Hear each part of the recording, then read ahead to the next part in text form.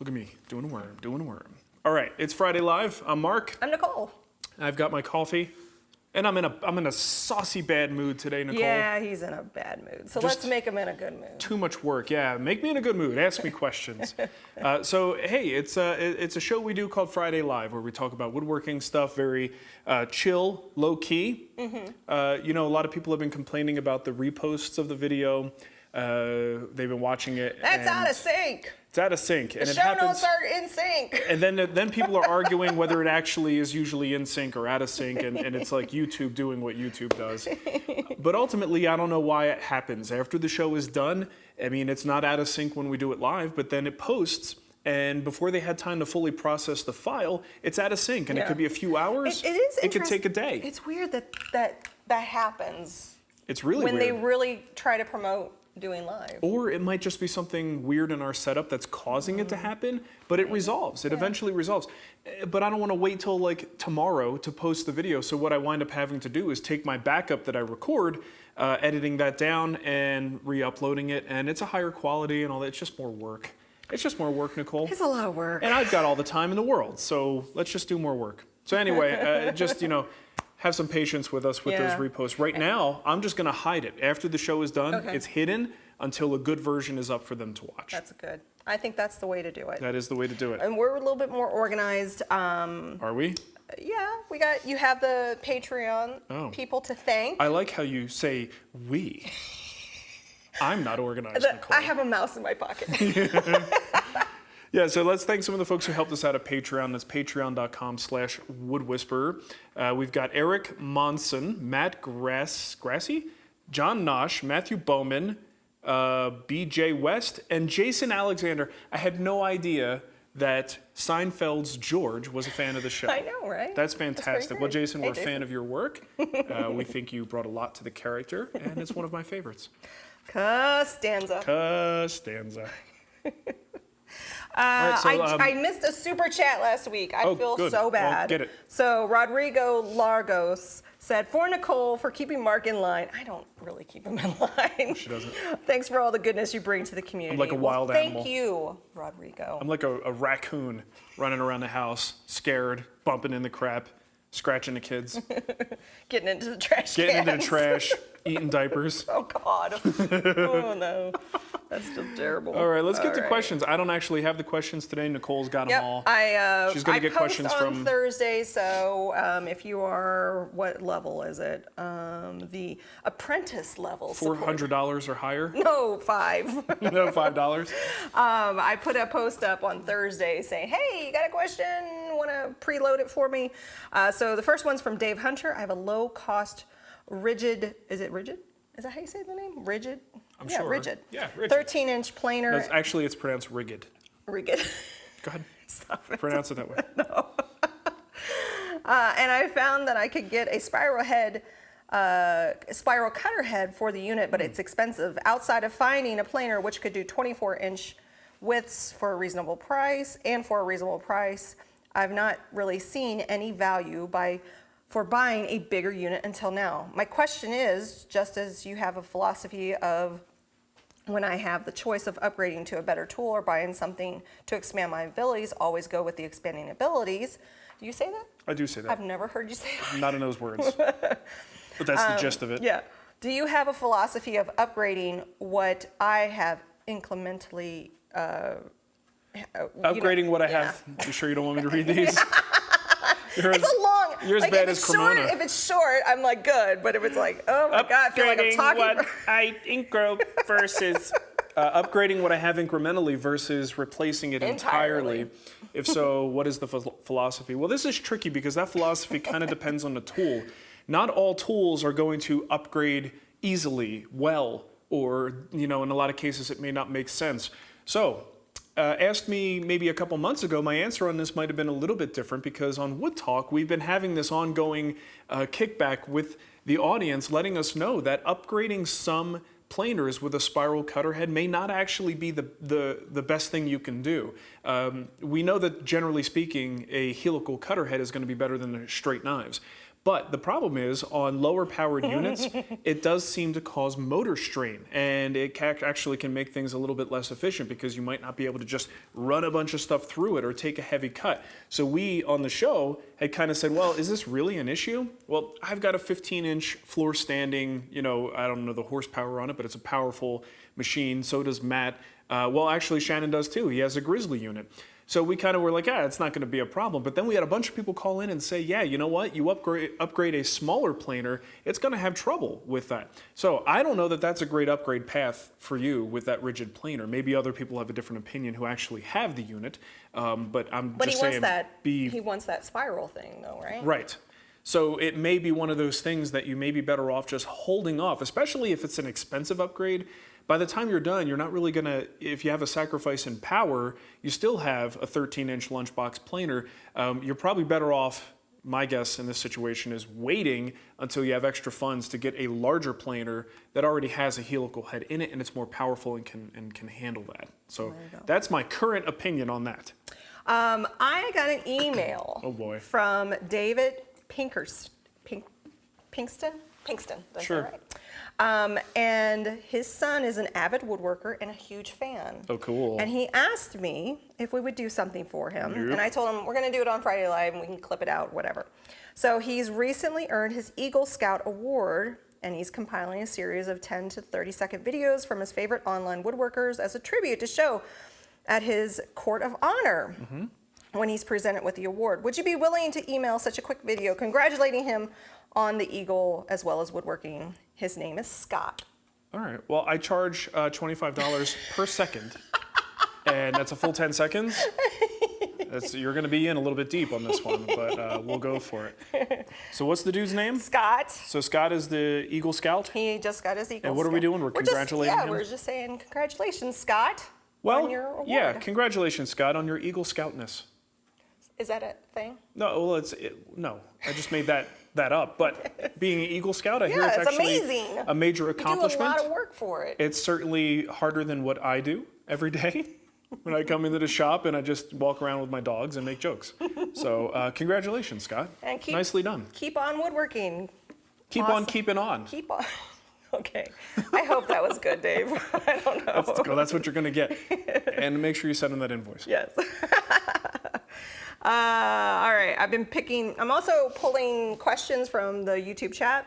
Matthew Boss, can a radial arm saw be a valid replacement for a table saw? The radial arm saw has been around for a long time. Back in Jersey, Those are scary. Those are the scary ones, right? Only if you use them wrong. Well, yeah, but they have a reputation for being scary. They have a reputation. Yeah. But you can use them properly and get great results. Back in Jersey, my stepdad had not really a wood shop, but he had just tools, like a router, and he had a radial arm saw. And, back in the 80s, I guess, this is what you did, right? You went to Sears, you bought a Craftsman, whatever, and you brought that home. In this case, it was the radial arm saw. And it works pretty well. You could actually, get quite a few things cut with it. Where you have a limitation is in the actual length of the arm. So if you think about it, it's kind of like a sliding compound miter saw in that you've got a certain amount of front to back range. So you are limited in how much you can actually rip on those things. And there may be different configurations to get different lengths out of it. But I think you can do quite a bit with it. Is it as versatile as a table saw? I don't think so, personally. And I think these days it's really hard to find. I mean, if you've got one, this is my rule with this. If you've got one, keep it, unless there's a driving need to get rid of it. But if you're setting up your shop now, I don't think a radial arm saw is really a good choice. Most of the industry has moved past that, and it's just not something a lot of people talk about anymore. So if you're watching videos and you're learning online, a lot of times you're not going to see that tool being presented. Most of the time you'll see sliding compound miter saws, table saws, track saws. Okay. You can do quite a bit with it, but there will be a point, I think, where you're going to hit a limitation with it. So, and as far as safety goes, if you follow the instructions and you know what you're doing and you know how to make the cuts properly and what not to do on a radial arm saw, it's perfectly safe. But they do have a reputation. I think if you decide to disregard the safety instructions, things can go wrong in a very dramatic fashion. Someone said in the chat room, Norm uses a radial arm saw. Well, Norm had one, yeah. Yeah. James, Which means we should all have one. James Alexander. Hey, Mark, I have a follow-up question from the one I asked last week. You have previously mentioned that you like Japanese chisels because of the metric size allowed for easy access to imperial measure joinery. Do you still reach for them when cleaning out joinery, or is the Blue Spruce the grab every time? Well, this is part of the little debate that's going on in my head, James. As you know, as I look at my chisel set, and I think, well, do I really need the Japanese chisels anymore? They're very expensive. You know, if I happen to need a few bucks, I could sell them and make a lot of my money back. So the question is, do I need them? And the one thing I keep coming back to is the metric sizing. So that is a problem for me. And when I am cleaning out, and what he's referring to, let's say you cut a stop dado with a 1/2 inch router bit. When you get to the end, you have to square that off. So one of the reasons why I like metric is because you can get sizes that are just a hair under the imperial equivalent, and that bit is an imperial size bit. So if I want to clean that 1/2 inch up, it's better to have something that's a little bit less so that I can kind of get in there without mangling the sides. If I use exactly, you know, a 1/2 inch imperial size 1/2 inch chisel like this Mortising chisel, that's actually going to take up the full width. It's very easy to go off course and slightly mangle the sides. So I don't know what I'm going to do. I do feel like I would miss my metric equivalents if I went that path. So I'm undecided at this point, but for now, I'm just keeping this until I am motivated to do something else. What's that?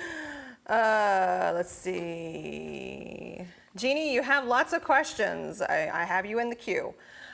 Timothy Haddocks. Hey, Nicole, I don't have the funds to join Patreon or buy a guild project at the moment. Totally fine. What a jerk. Stop it. What benefits you more, watching on Amazon or watching on YouTube? I think they're It's an interesting the question. same. I've never really looked at the difference. Yeah, I'm sure think- there might be a difference, but with YouTube, you just skip the ad, you know, and we don't get anything if you skip the ad, and that's okay.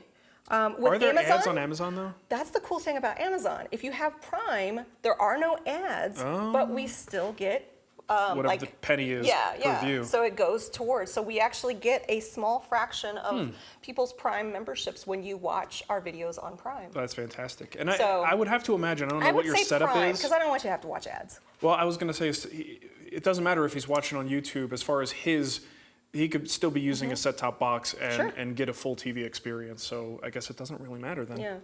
Well, I just think the Amazon experience is actually better. The Than videos YouTube? are better. We are in the process of, because we've been on YouTube since 2006. So HD didn't come out on YouTube until 2009. So I love the older videos when people are like, this looks like crap. What is this? What is this, your first video? 2080? I'm like, dude, they didn't have HD in 2006. There's only so much you can do. But there's a very hidden feature that Mark, you found. Let's not even talk about that because they've got their heads in their butts regarding this. Well, we have replaced one video. Yeah, one video, the inlay video was replaced with a higher res, clearer version that I was able to do a little color correction on it. It looks way better, but getting them to do this is as convoluted as you would expect it to be. So let's not... So all of the Amazon videos are much higher quality. Especially for the older stuff. Yeah, for the older stuff. And all of the videos are up there. It takes me a little longer to, like the Deadpool video, it's still kind of waiting processing. The approval process. Yeah, the and stuff. approval process. Yeah, so if you want to watch the latest, Like the latest. you got to be on YouTube. Jeannie says, please answer one more time. Countersink and stop collar, Veritas, Amana? Can't find it. I don't know what she's asking. Amana is the one that I use. Okay. So if you just, it's probably in our store. Is it? But it's an Amana countersink bit. Shop the Wood Whisperer. Amana. Yeah, just type in Amana countersink. Yeah, into I Amazon. remember adding it. Is it this one? I think so, yeah. Yeah, I remember adding this. That is my favorite. I love that thing. I'll just add it to Mark Recommends under amazon.com/shop/the Wood Whisperer, and it'll be there. Yay. Yay! That thing is so good. We showed it last week, I'm pretty sure. Yeah, I don't know. I don't. The days and the months just kind of blend together anymore. We have a super chat from Call Me Mac. Okay, Mac. What can I do to make a work site saw more precise? Replace it with something else. That's a terrible answer. You know what? I don't really work with job site saws very much, and there's a reason. They can be finicky. A lot of the parts are plastic They're kind and of flexible. like on wobbly. Sometimes they're on yeah. wobbly stands, sometimes it's an integrated stand, but they are meant to be moved around. They're fairly inexpensive. They get knocked around on a job site a lot, so sometimes the settings aren't where you left them last time. They're notorious for having fences that don't stay parallel to the blade, blades that flex. I mean, I don't mean to poo-poo it too much, but they are riddled with problems. When you compare it, and here's the thing, I'm spoiled. I don't have to go to job sites. So I could have a saw that is this monolithic, like right in the middle of my shop, and it doesn't move, right? And the fence doesn't flex, and the blade doesn't flex. So, are there things you could do to make that job site saw a little bit better? Well, if you are actually using it on job sites, then you're a little more limited. But if you are putting this thing in your shop, I've seen some pretty great builds where they build not just an outfeed table, but they actually build support all the way around it. And that extra support is going to be really nice because it's going to give you additional support for the work pieces, and job site saws tend to have a very small table. So it increases the surface area. But outside of that, you know, if there's a way to upgrade or strengthen the fence, that's always good. You wind up having to use a pretty thin blade because it's not a very powerful saw, and there's not much you could do about that either. If you go with too thick of a blade, the saw winds up getting strained and it's just not going to cut that well. So here's the thing, the internet is probably full of great suggestions from people who have these saws who can kind of give you an idea of what you could do to improve them. I mentioned the blade. Even though you go with a thin curved blade, go with a higher quality blade. It'll cut cleaner, it'll cut better, and it'll be, you know, the results will be a little bit better. So upgrading the blade is probably a good thing as well. So that was not a great answer. Want me to read the next one? B. Walker, hey, Mark, do you ever find that your project designs are based upon more function than aesthetic, even for indoor furniture, not just for the shop, when functionality is usually more important? Thanks. More on function than aesthetic. I don't know. I like a good balance. Like if a project doesn't satisfy the function, it's a fail to me. So a lot of people are more artistic and they're going for a particular look. So they're basically taking function and shoehorning it into an aesthetic that they like. I'm kind of the other way around. I want to make sure that this thing functions 100%, even if it's at the expense of a design aesthetic, whatever little bit of that I could put into a project. You know, I'm just not that much of an artist, you know, Yeah. so my idea is... It's also, is... too, you'll go, take a look at that, and I go, look at it, you Right. know. And I'll say, and there might be something in my head that I'll go, oh, I've seen something in a store that I like, or I like that. And we kind of bounce the ideas off of each other. But ultimately, it's a matter of making it be the most functional thing it can be, and then try to make it as beautiful as it can be. Now, that's just the way I do things. There are different, like, frames of mind and different ways to look at the woodworking process, and everybo's a little bit Chris different. Mueller, I just want to say congratulations on your second child. Mueller. He says, is it me? It's just me, or does your glasses make you look thinner? Maybe. I don't think, I mean. How's that? I've been running a lot, actually. Here's the thing. If I don't run and exercise, I top out at about 185, right? That's where I hop on the scale and I go, well, that's a bigger number than I expect to be there. When I'm running and exercising, I dip back down to about 160, 165, and I actually don't like getting much thinner than that. I don't like the way I look when I'm that thin. This is actually like a lot of people who fight their weight don't like to hear this stuff, but this is just my natural genetics as a fairly thin string beanie kind of person. So yeah, I get down to 165 and I'm like, whoa, too thin. And then I can kind of find some place in the middle. So I'm down about 10 pounds from where I have been. I'm probably at about 175 now. So yeah, I probably do. It's probably not just the glasses. I actually do look a little bit thinner.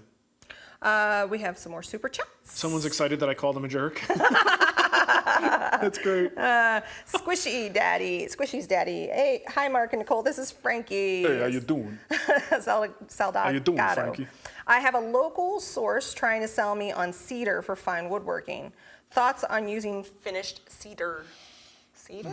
Usually it's for linings of like blanket chests. Well, it depends on the type of cedar. There's different, there's different species. Cedar can be great for outdoor furniture. Yeah.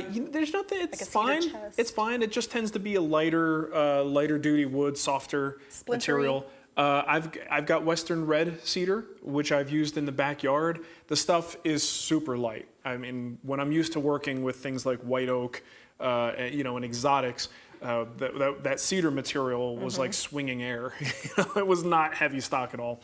So there's nothing wrong with it, but it's got to be the right application. I don't think you want to use it for, it's probably not a good typical indoor furniture species to use, but that doesn't mean you can't. It's just, You gotta know the properties, know what you're getting into. Yeah, and it also, like I said, depends on what kind of cedar. You're talking about things like a cedar lining for a chest. There's Spanish cedar, which you would use for like the interior of a humidor. And Western red cedar is what I have in the backyard, so there's different types as well. Ness G is in the chat room. She stayed up late with us. Ness G! She said, good day, Spags. Been a while. Hope you're all well. Cheers. Hey, good We're day, well. Ness. Yeah, my arm is finally starting to get a little better. Stop complaining, Nicole. I can still feel... I'm excited that we no longer have the weekly health report, at least until the kids start Do getting you want to sick hear about again. my colonoscopy? Can we talk about that a little bit? Explaining a colonoscopy to a 6-year-old is pretty fantastic. I got him fully prepped to let him know what mommy was doing. It was not fun. That was good. All is fine, but Vic Hubbard. Hey, Vic. Yo, Vic. Will be able to tune in more often. Any of my current day jobs. I saw that next Friday. Enjoy your Friday. Well, congratulations. Good luck, Vic. Happy. Is it retirement? I think maybe. Sort of. Is he retiring? Yeah, something like that. Alex Kilpatrick. Mark, you've said that you're basically now 100% devoted to content creation. So how and when do you continue personal woodworking learning? You try to squeeze it in. Yeah. That's the thing with, Hey, I need to, I want to go out, and we work together. Like, hey, or I'll see something, I'm like, you should do that, or. That's not what he's talking about. No, if there's a class that you want to go to. Oh, I thought you meant like a piece of furniture, like, No. I want you to build this. No. Like a class. Okay. Or an event. The thing is, it's really difficult when you're in the business of teaching other people. You have to experiment and learn very carefully. So, good example. I just installed the Bloom undermount hinges. I've never done those before. Not hinges, slides. In the past, I've only done standard side mount extension slides.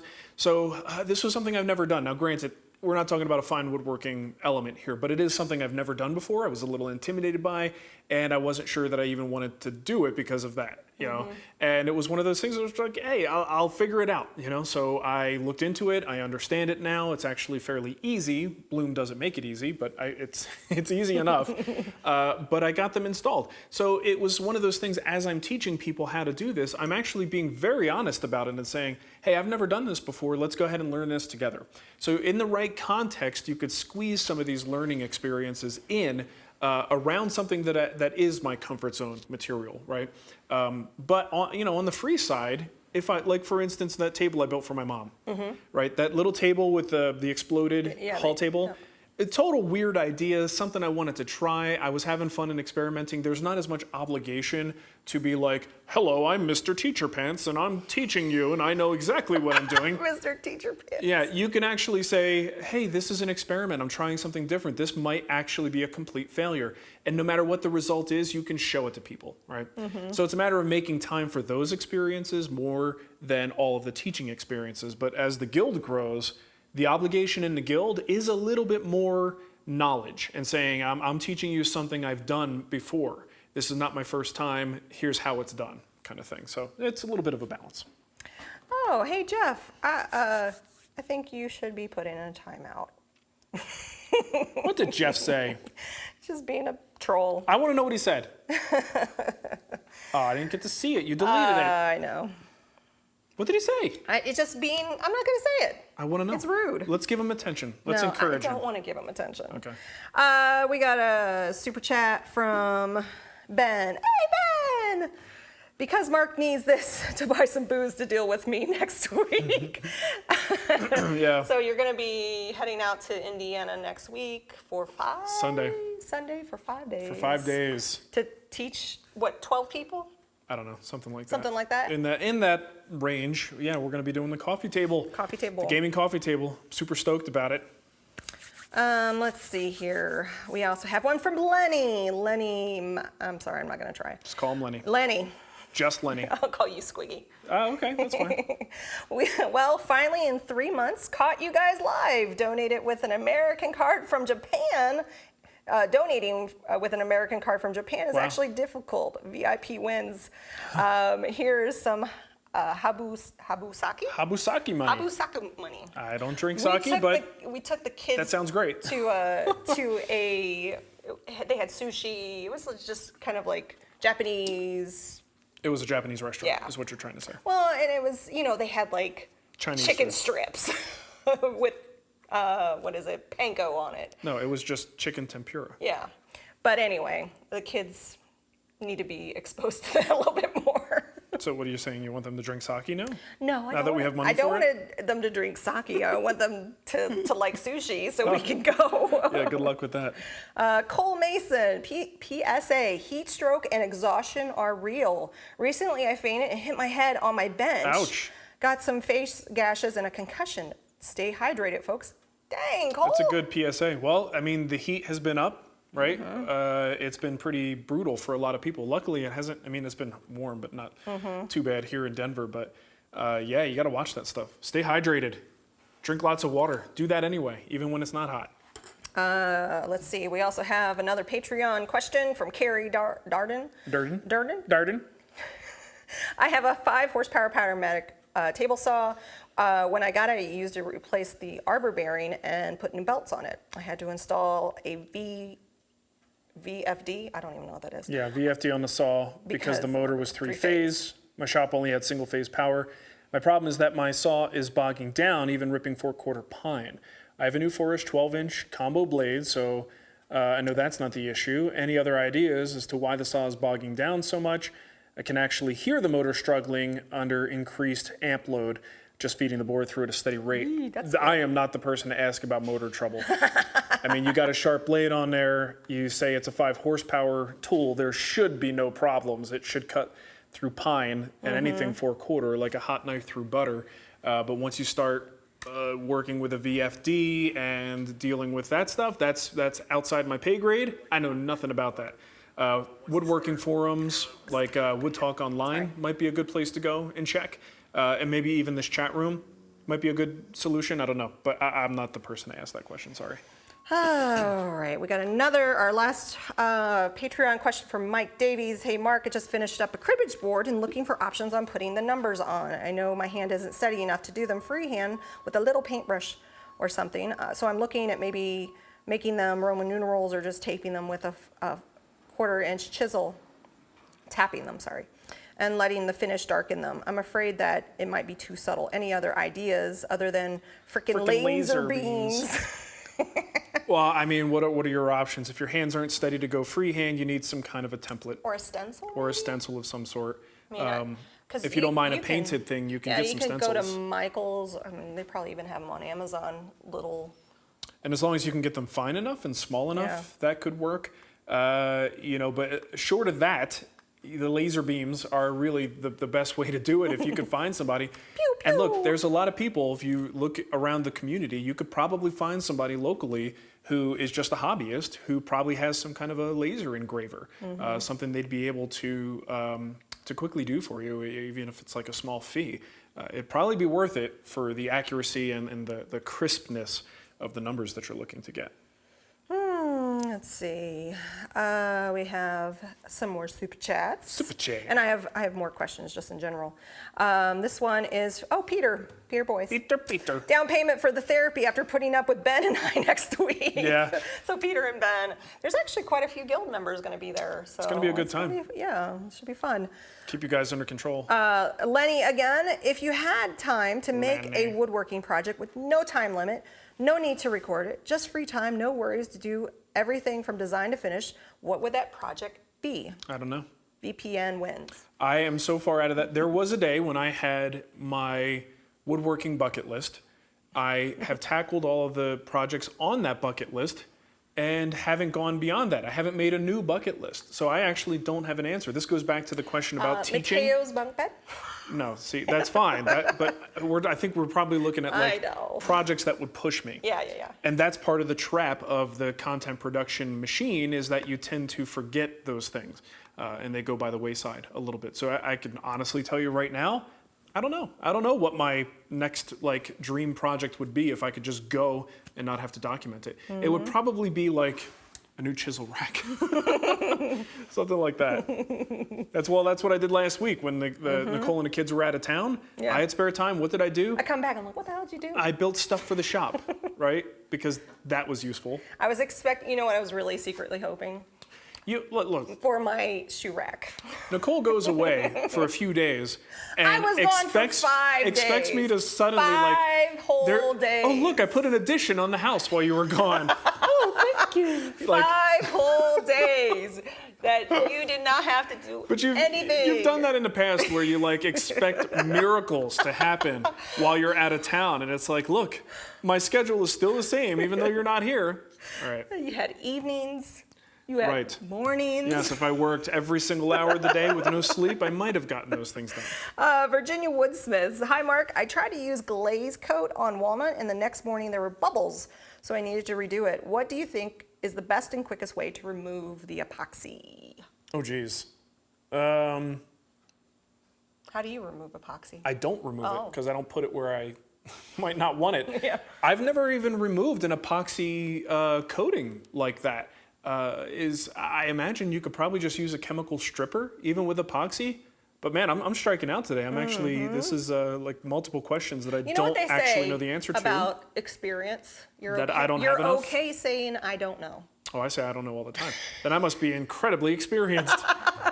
So, chemical stripper might be the only thing. And man, we're talking some nasty stuff though. Bill said heat gun for the epoxy. What, a heat gun? I mean, depending on the size of this, a heat gun's fine, but I guess if you could heat it up just enough that you could get a putty knife or something and start, scraping it up and peeling up large layers. But that sounds like a very slow process and like it might be a real pain in the butt. Also, let's think about the fumes created by heating up epoxy to the point that it's back to a melting point. Yeah. All that stuff, bleh, I don't even want to touch it. This is the whole thing with epoxy. It's obviously a trend now, and there's a lot of new epoxy companies and epoxy poured finishes, the river tables, all of these things. And epoxy, you just gotta, be careful. Don't take it for granted that this stuff is just safe to work with. You really need to protect yourself.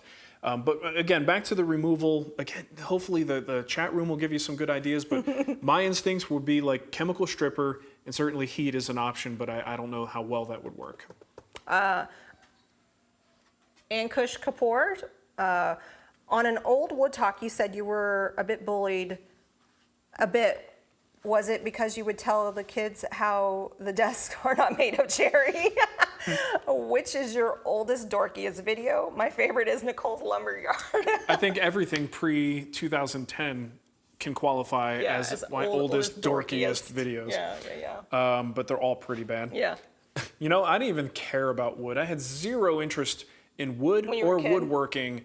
I built some stuff in high school, but it was out of plywood. It was more functional items like speakers and reptile enclosures, but I just didn't care about wood. Mm-hmm. Frankly, when I got my own place, I just wanted metal and glass. Why do you think you were picked on then?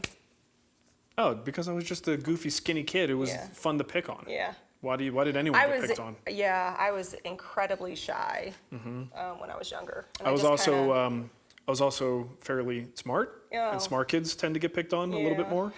I wasn't. Well, Nicole, stupid kids get picked on too, so we got you covered. Oh, yeah. Jeannie says, thanks for the memories. Sure. Hey, Jeannie. Jeannie, anytime. You're my homegirl. Justin Hill, my video quality is bad today, so I hope you guys didn't get one of those old potato cameras. Jokes aside, thank you for everything you've done for the woodworking community. Well, thank you, Justin. Thanks, the video quality, people are saying that YouTube's set it to 144 and that you need to go in and change it. Oh, you actually have for the live streams? Yeah. Well, it kind of makes sense that they would default it to a low number, but you would also think it'd be intelligent enough to maybe adjust on the fly. And say, hey, you have a good stream. Well, who knows with YouTube? What's anymore. going on? That's why we have to record it We don't because know. we have to have a backup. Dave Hartman, I hope next week goes well. Do you think Thanks. it would be possible to jump in on this last minute? The Marc Adams site suggests there is an opening. You're asking the wrong guy. Ask I Marc looked Adams. too. It looked like there is an opening. Give him a call. Yeah, I don't know. I think you can jump in on it. There is a list of things. They're a different woodworking school because you actually have to bring your own stuff, right? Well, I don't know. I thought you had to bring your own material. wood. Yes, you do have to have your own material. Yeah. It is a very different experience than I've had at the 2 or 3 other schools that I've taught at, so I'm a little unfamiliar with it. But that shouldn't be a problem. Most people can get the wood they need for a project like that. But Dave, go ahead and contact them. I'm not the guy to ask for like enrollment stuff. But if you do enroll, you have something that you send all the students, right? I already did send it. Yeah, But so shoot me an email yeah. and I'll send you a SketchUp drawing and current cut list. Yep. We got a email or question from Nigel. Nigel and Donna. I'm not going to. Burjack. Good evening from South Africa. He's in South Africa. Oh my God. I just think it's cool when. That's crazy, Nicole. There are people in South Africa. Sorry. They have internet there? With loose tenons. Is there any rule of thumb whether the tenons need to be harder, softer, or the same wood species as the mortise it is being used in? They have a major water shortage in South Africa right now? In California too.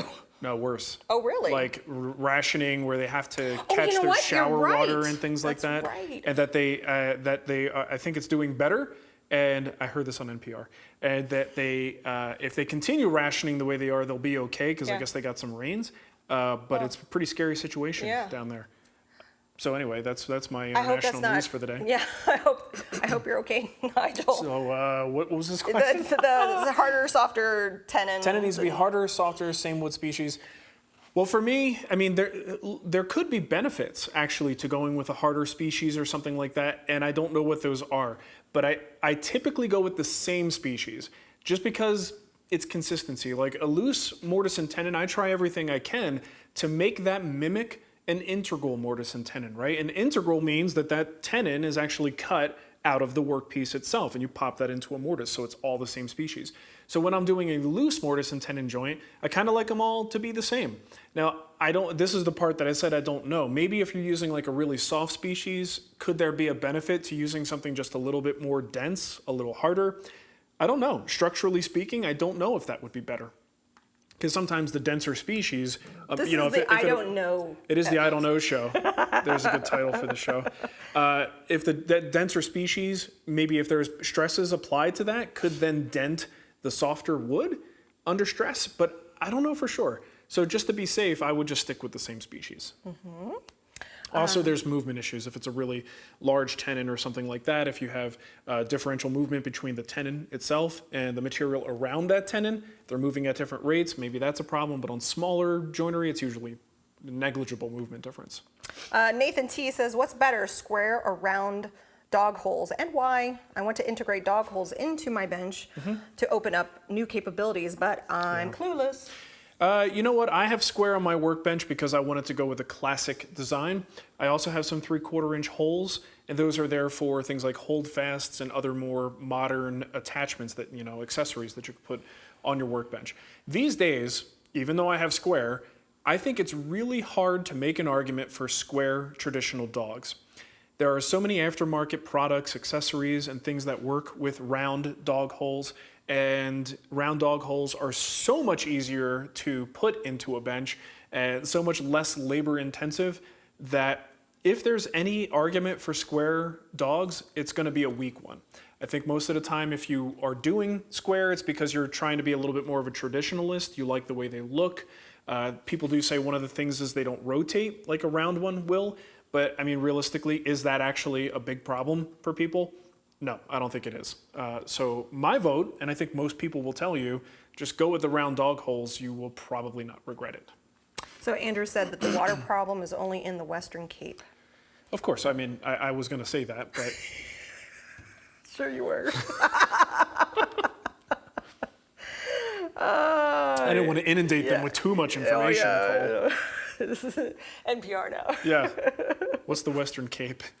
All right. Benjamin Lawrence, what's a good rule of thumb for choosing a roundover size? I realize this may be subjective. Oh yeah, very subjective. Roundovers, if we're talking about just like a decorative edge treatment, it just really depends on what you want to do. Obviously, the roundover softens the appearance. So depending on what you're building, if you want a harsh transition between things, let's say, we had a little mini discussion about this on Instagram when I posted a photo of my bank of drawers that I just made for the executive desk. I put a pretty good roundover, like an 1/8 inch radius roundover on there, and someone made a comment, oh, you rounded over your drawers. And I just thought about it. I'm like, yeah, you know what? A lot of people may not do that. They want a very crisp transition between the drawer face and the dividers and the frame around it. In my case, I just wanted a softer look. So it's a very aesthetic choice.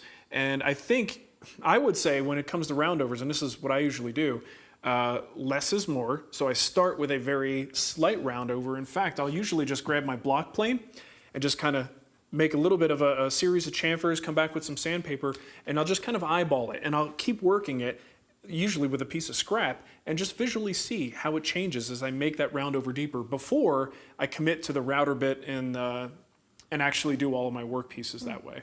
So yeah, very subjective aesthetic choice. But start with a slight roundover and work your way up, because you'll know it. When you hit the limit and you get something that doesn't look right, you'll see it and you'll have to fix it. Ryan has asked a couple times, has Ryan Reynolds contacted you for the Deadpool? No, what a jerk. It's like that guy's some Hollywood star. Like he doesn't have time to talk to a woodworker on Instagram. Stupid guy. Ben did another super chat and just said he wanted to give more than Peter.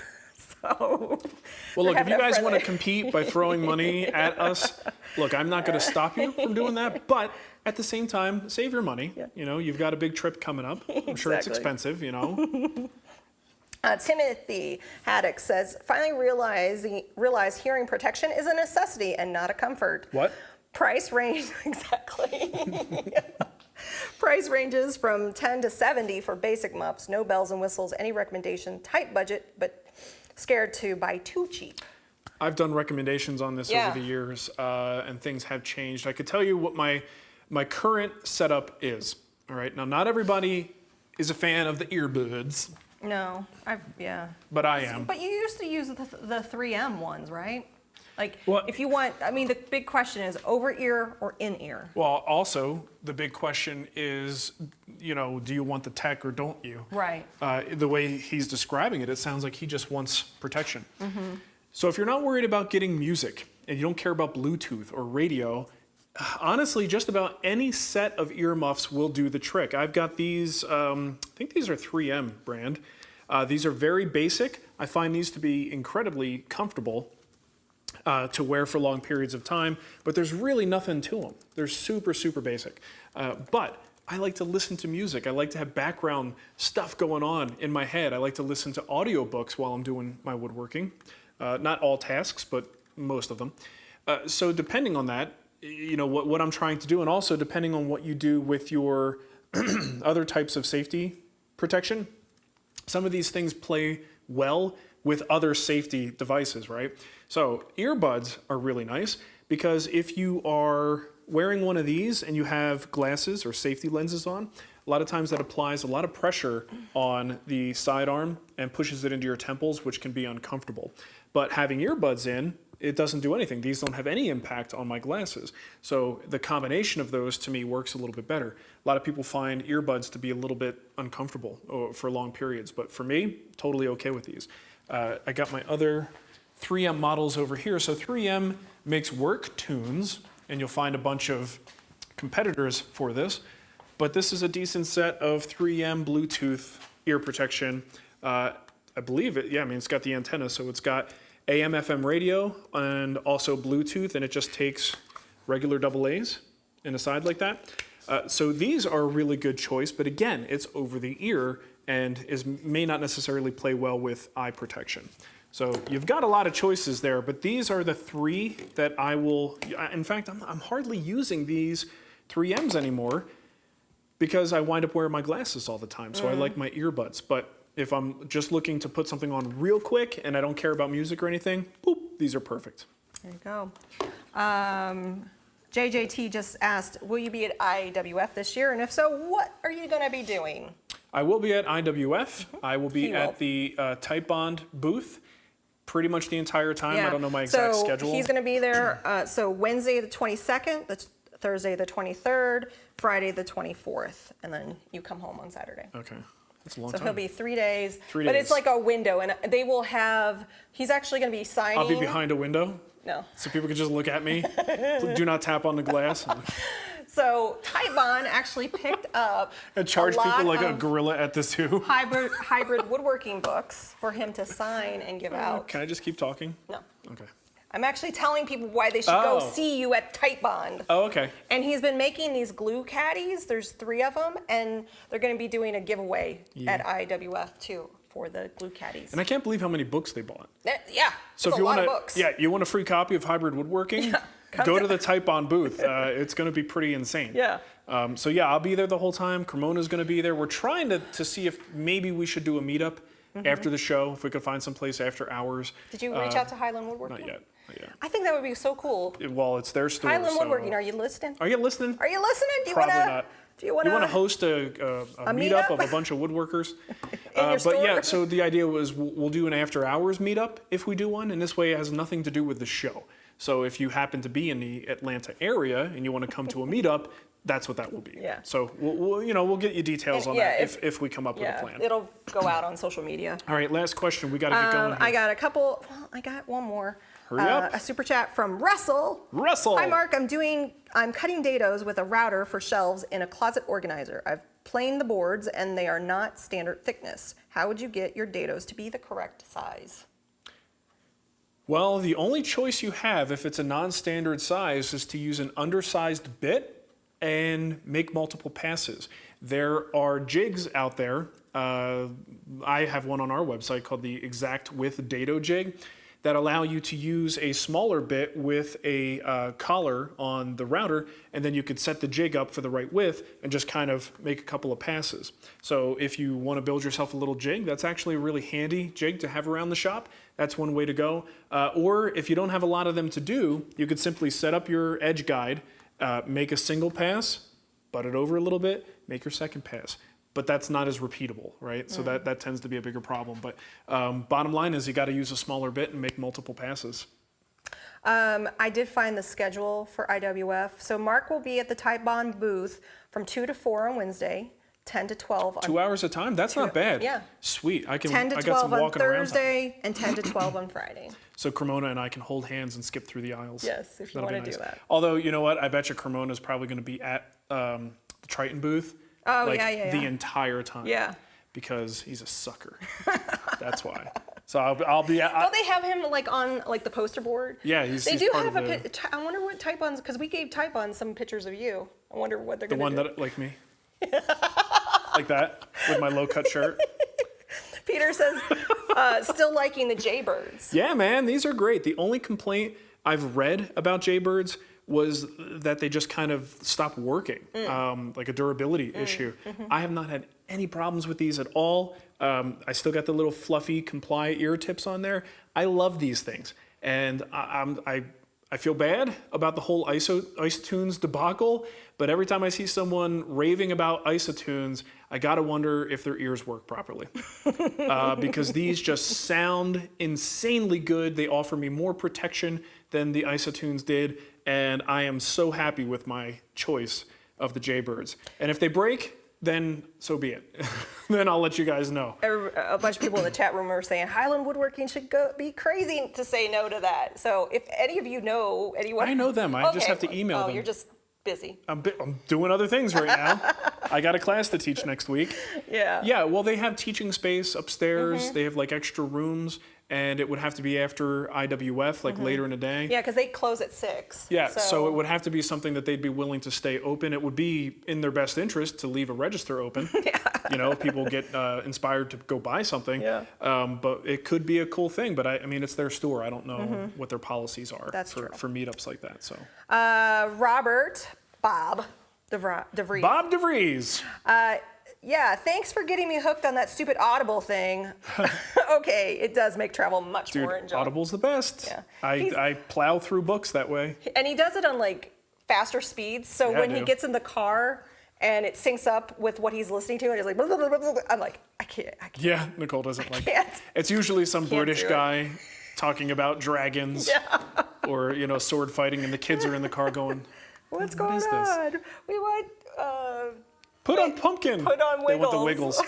All right, last All right, question. I think that we was. gotta go. Oh, I got one. We're pushing an last hour. minute Patreon from Greg. Hey, Kark. Clark, there's my mug over there, by the way. I have been watching you make dowel pins and was curious what the learning curve to that is. Also, what would you recommend when making them? Thanks. Well, dowel pins, you know, they're basically going to be kind of a structural mechanical holding element in the project. So think in terms of, you know, it's like a wooden screw in effect. I like it to be a little bit more dense. I want it to, especially if you're doing like a draw bore, you want to make sure that the dowel material that you're plowing through is harder than the material it's going into, so that as it moves around and closes that joint up and wiggles its way around those offset holes, it's not going to split or break. Bottom line is, I've got a little dowel plate that I like to use. This is Lee Nielsen's.